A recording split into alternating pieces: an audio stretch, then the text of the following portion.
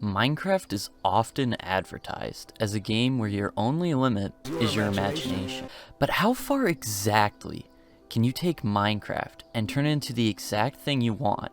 And at what point does your unholy amalgamation become something other than Minecraft entirely? These are all questions I've thought to myself for a long while now. I've always been modding this game to make it more interesting, and I'm always going on to different servers. Why? Because I'm tired of the Minecraft devs being too incompetent to make a good update. Essentially, Mojang is releasing the Caves and Cliffs update in two parts. The first part focusing on mobs and blocks, and the second part focusing on world generation and a few other things. And also because it's just fun to see what the community has made with the game. But whether I see new mods, mod packs, or even community servers, I've never actually felt like I was playing another game, except for this one server. Wynncraft is a Minecraft server that physically changes the game from being a survival sandbox into an MMORPG, and it is so wildly different from the base game that I'm not even going to associate it with the base game anymore. It's so different that it actually has its own story. What is its story? I don't know because I was too busy skipping the dialogue to pay attention. But that won't stop me from telling it to you anyways. If I say something wrong, just assume I'm right anyways, because guess what? This is my video, not yours. The story starts with you riding in a wagon that is full of prisoners who were caught in that Imperial ambush while trying to cross the border, which also crashes almost immediately. And without being given the option to turn around and walk back home, probably because Stalin will shoot you for taking a single step back, you press forward down the path. Eventually, after making it through tutorial hell, you make it to the penal colony of Wynn, where you then get to meet the king, as he tells you that the entire place has been overran with the armies of the undead. So, he's gonna let you run around completely unsupervised as long as you help kill the dead, because there is no way that you could make this situation any worse than it already is. So out of spite, one of the first quests you do is help a man who's trying to overthrow the kingdom in a bloody coup.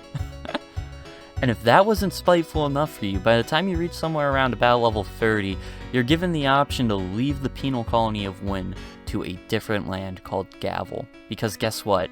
They don't have an undead problem there. But when you make it there, you find out that instead of zombies, they have orcs. But if you want to make it to level 30, you're gonna need to know the combat system.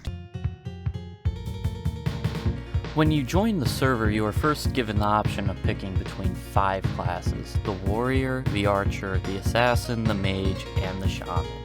Now, normally I tell you about all of the classes, but this is an MMO, and I have a life.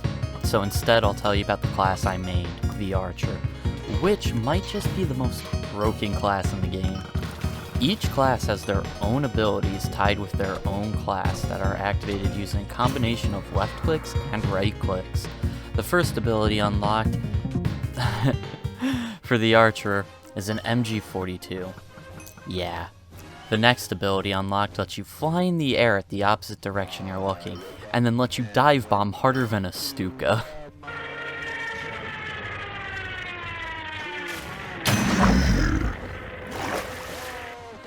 The ability after that is the Panzer Shrek, which literally wipes out whole groups of enemies at once. It's glorious. And the last ability unlocked is like an arrow shield, which causes enemies that hit you to get set flying. Yeah, I can't think of a German comparison for this one. The Stuka one was already a fucking stretch, give me a break.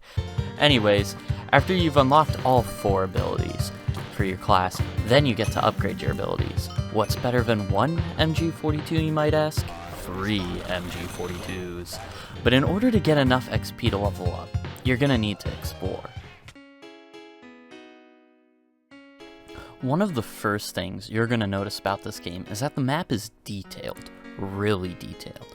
I have no idea who made all of this, but they went all out. Even random shacks out in the middle of nowhere have more detail than most things that I've ever made in Minecraft. And not only is it detailed, it's fucking massive.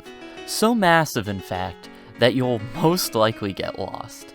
Good thing there's an online map. But with that being said, the game is still an MMORPG, so areas have levels, and you're gonna need to spend some time grinding enemies to get more levels and to get stronger. However, XP isn't the only thing dropped by enemies. They also have a chance to drop weapons and armor. But you're too much of a literal Neanderthal to be able to know what it is that you found, so you're gonna need to give it to an item identifier who will charge you a premium to tell you that yes, it is in fact a helmet. The other important thing that the undead can drop is elemental powder, which can also be given to a quite possibly Jewish man who can add that effect to any weapon or armor to increase that element's resistance or damage. Also, for a Jewish price, because again, you're too stupid to wipe powder on something. But by the time you've found good elemental powder for an item, you've most likely already found a replacement for it. Of course, causing a genocide isn't the only way to get XP in this game. You can also do quests that are scattered throughout the world. However, quests have a level requirement needed in order to do them, which means that the areas ideal for grinding are completely terrible for finding quests. Quests also vary heavily, meaning that some will just have you run down a cave and back, while others will have you find a notebook in a massive mansion, except the game heavily hints at you going into a basement, but if you do go into the basement, you get fucking soft-locked with Epstein. But if you do it right, then you get a metric fuck ton of money, so... And if you get bored of quests and grinding, there's always dungeons that you can explore. There are lots of dungeons in this game, so for the sake of time, I'm only going to go over one of them, which just so happens to be one of my favorites. When coming to the dungeon, you'll find that the entrance is closed, and that you'll need to do a mini-quest in order to gain entrance, where you end up going back in time just to watch the boss of the dungeon commit war crimes as an attempt to scare you. But it won't work on me because I've done way worse. After gaining access, you'll find that you've been sent through literal hell itself in order to curb stomp this guy. Anyways, after crossing the river of the damned, you make it to the boss room where you then find out that instead of you fighting the boss, it will actually be this random general guy and his army of exact clones who will be doing all of the fighting. And after you then get to do all that another 20 times, just to get a weapon that's already far worse than the one you already have. Originally, I was gonna say that this game doesn't have a quest marker system and instead gives you coords, and I'm way too lazy to figure out where I need to go 90% of the time, but then I found out that they did in fact add beacons to places where you need to go, so never mind. Another complaint I had was that this game was pretty grindy, but that's literally every MMORPG ever, so I don't care. The only real complaint that I would have for this game is that sometimes the server lags. Yeah, who would have guessed that when you completely destroy the base game and build something else entirely, it might be hard to keep the servers that still think that this is the base game stable.